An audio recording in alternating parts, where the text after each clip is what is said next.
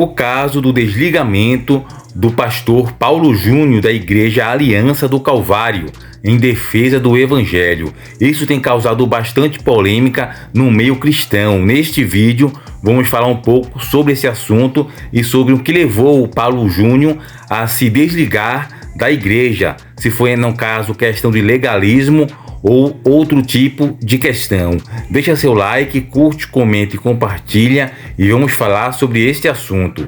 Recentemente o pastor Paulo Júnior, líder da Igreja Aliança do Calvário, anunciou seu afastamento do cargo pastoral, confessando ter caído em pecado relacionado ao legalismo e ao exercício excessivo de autoridade sobre os membros de sua congregação. Essa revelação trouxe à tona relatos de abusos psicológicos e emocionais sofridos por discípulos sob sua liderança. Olá, querido irmão e irmã em Cristo.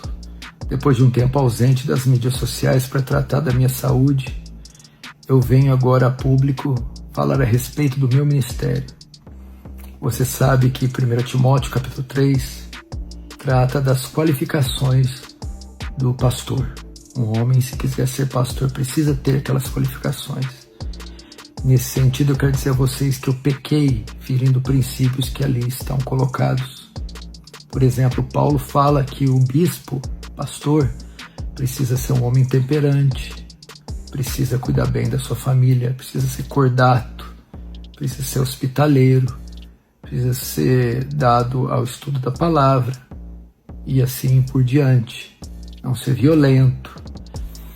Muitas vezes aquela dureza que vocês viam no púlpito era manifestada nos meus relacionamentos e na maneira que eu conduzia a igreja, ferindo, magoando pessoas, membros, sendo muito duro, exigente, e a mesma coisa com membros da liderança, sendo exigente, duro, magoando, ferindo e ofendendo eles. Assim também membros da minha família. E são princípios inegociáveis para alguém que necessita ser pastor. O meu conselho me chamou, me repreendeu a respeito dessa condução por um tempo, e eu resisti a essa repreensão, tentando manipulá-los, tentando dissuadi-los e me rebelando contra a verdade de Deus e contra a verdade que vinha da sua boca. Bom, assistimos agora um trecho do pronunciamento do pastor Paulo Júnior sobre o desligamento com a Igreja Aliança do Calvário.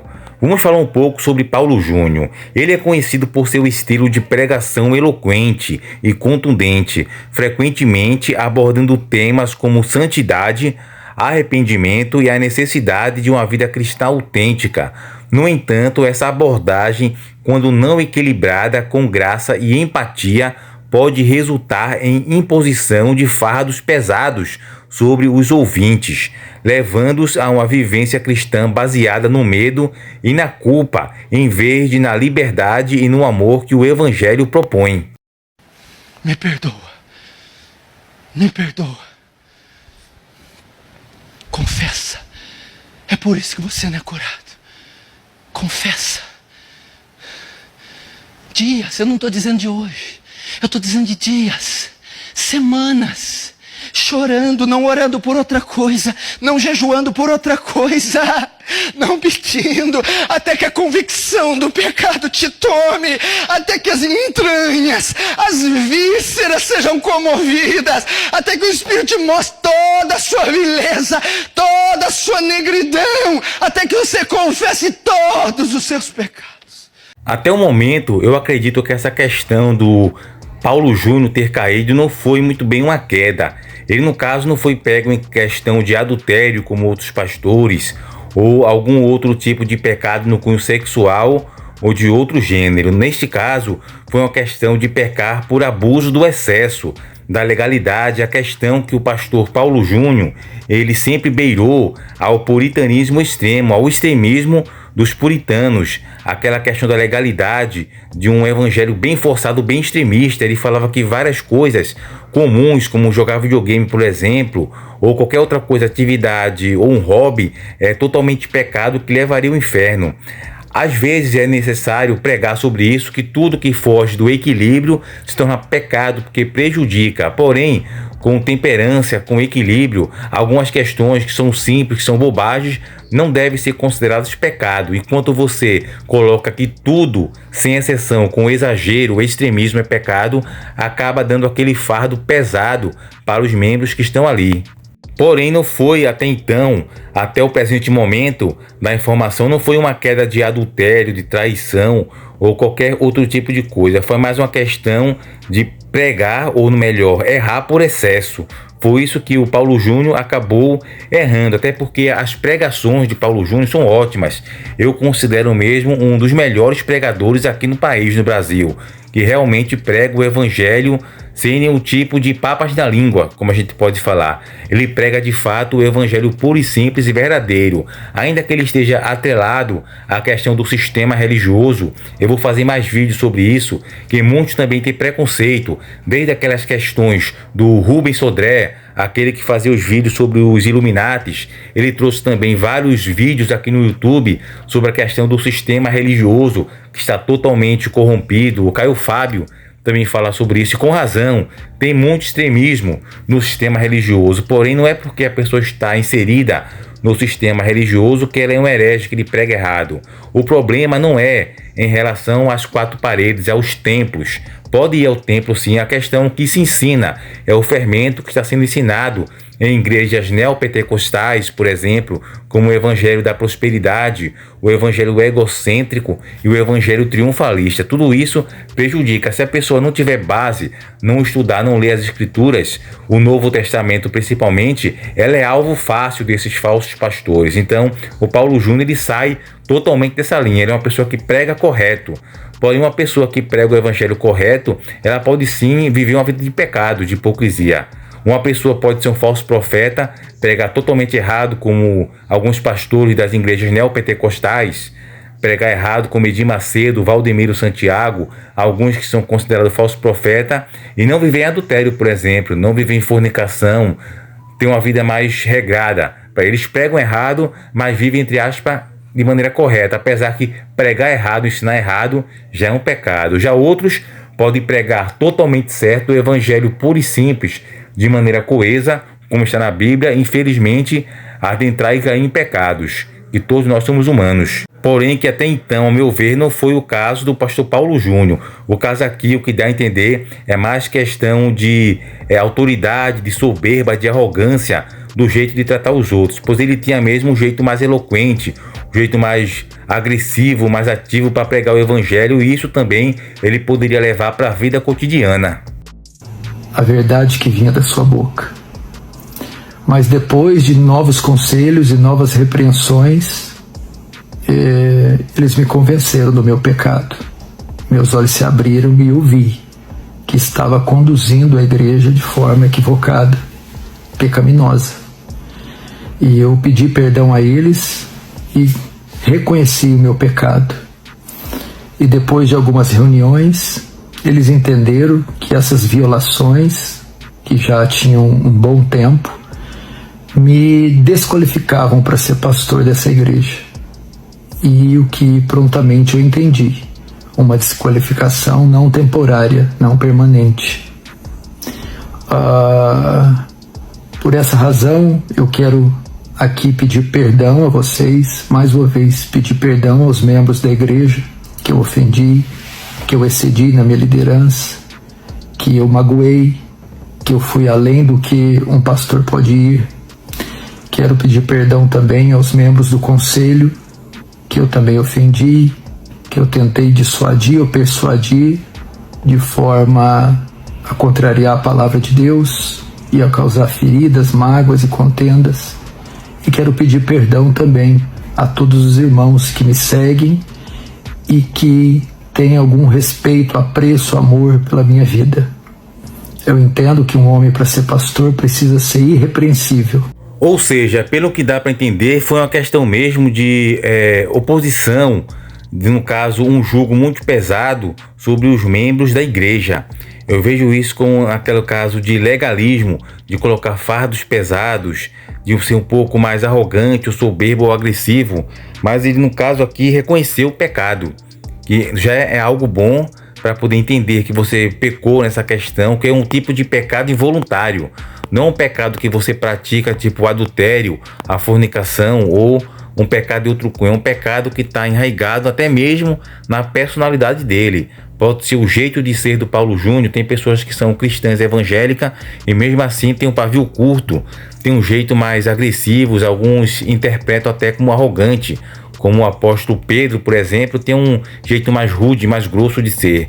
Mas não quer dizer que a pessoa seja pecador. É pecador, mas não é um pecadeiro. Isso faz parte mesmo da personalidade dele.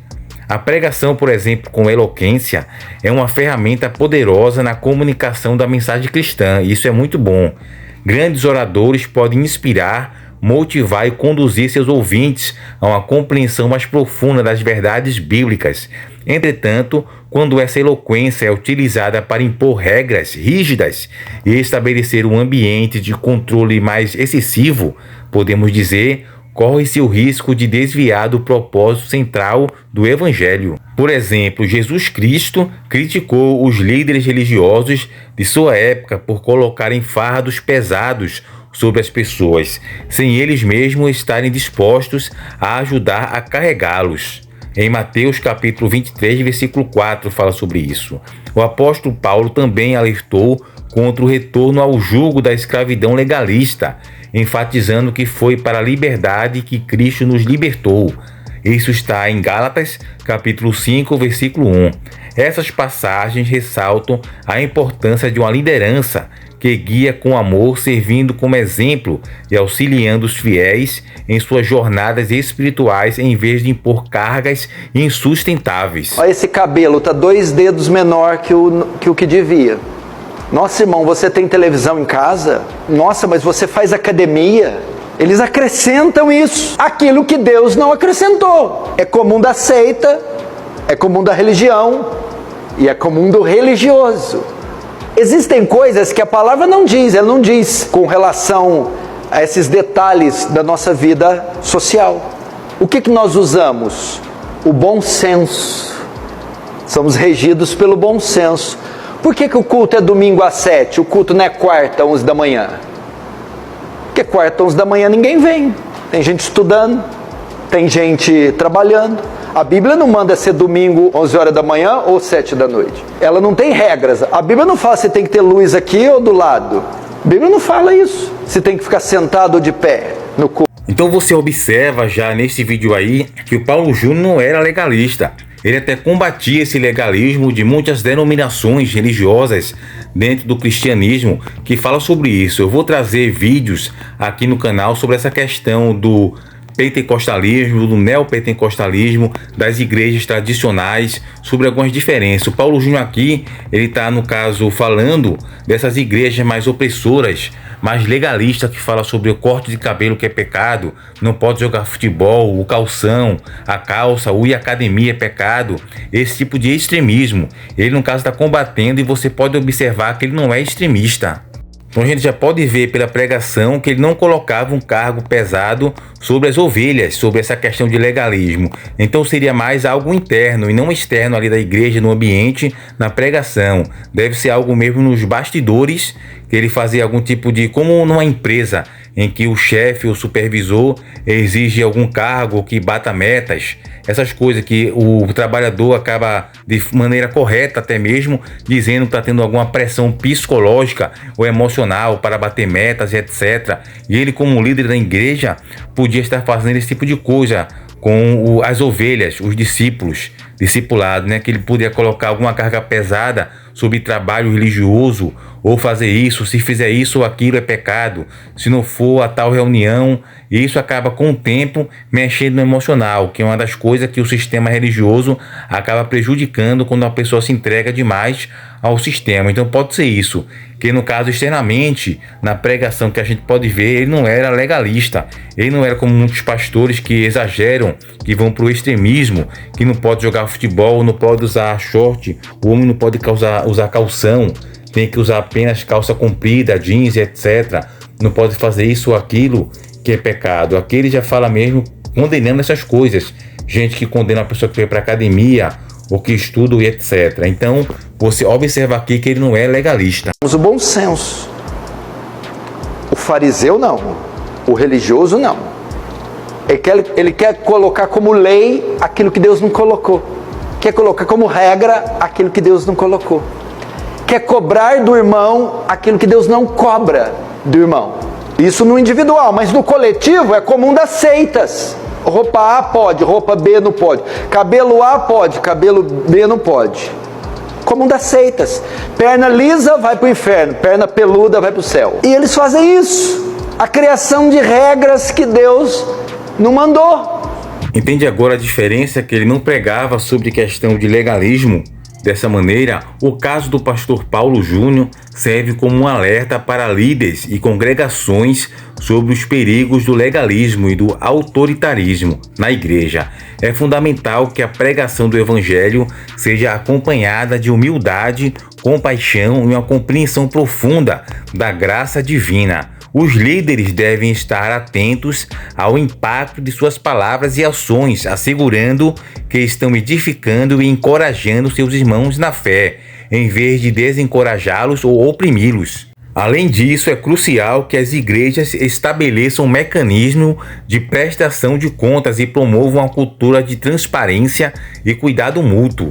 Isso ajuda a prevenir abusos e a garantir que a comunidade seja um lugar seguro e acolhedor para todos. A restauração de líderes que caem em pecado deve ser conduzida com sabedoria e discernimento, sempre visando o bem-estar espiritual tanto do líder quanto da congregação.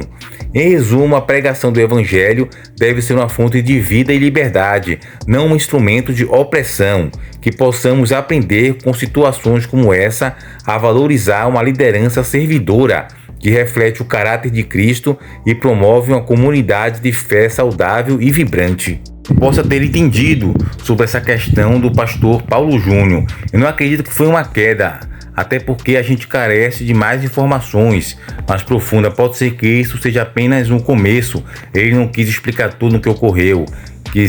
Pelo que eu entendo, ele já está afastado há 4 meses da igreja Aliança do Calvário. Deu um tempo, estava de férias, quiseram prorrogar as férias e depois ele veio com o discurso que tinha que se afastar e ir para outra igreja por essa questão, que eu acho que a liderança, os membros da igreja, viram que estava tendo esse excesso de opressão, de legalismo, no caso muito avulso com as ovelhas, e acaba, no caso, causando esses problemas emocionais e psicológicos, com muita autoridade, não só nos bastidores, no meio da igreja, com as ovelhas, mas também na vida pessoal, em casa, com a esposa, com os familiares. Pode ter um pouco de arrogância, um pouco de até mesmo pavio curto, ou até mesmo a questão do burnout que ele pode ter devido a muitas atividades na cabeça, na mente, e enche um pouco a pessoa fica estressada. A gente é ser humano, e mesmo que assim seja evangelho, o grande pregador que o Paulo Júnior que ele prega o evangelho puro e verdadeiro, esse é um dos grandes pregadores.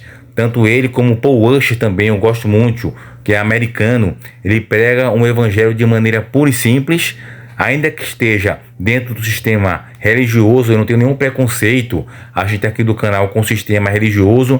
A única diferença que a gente tem é com o que é pregado dentro do sistema religioso. Se não tiver evangelho legalista, evangelho da prosperidade, triunfalista, egocêntrico, o evangelho coach, tudo isso que não tem nada a ver com as escrituras, estando lá no templo pregando certo, é ideal sim que você se reúna com os irmãos e vá ao templo, sim, para ter a congregação. Nós somos igrejas quando estamos reunidos com os outros irmãos, então tem que entender essa questão para não misturar as coisas.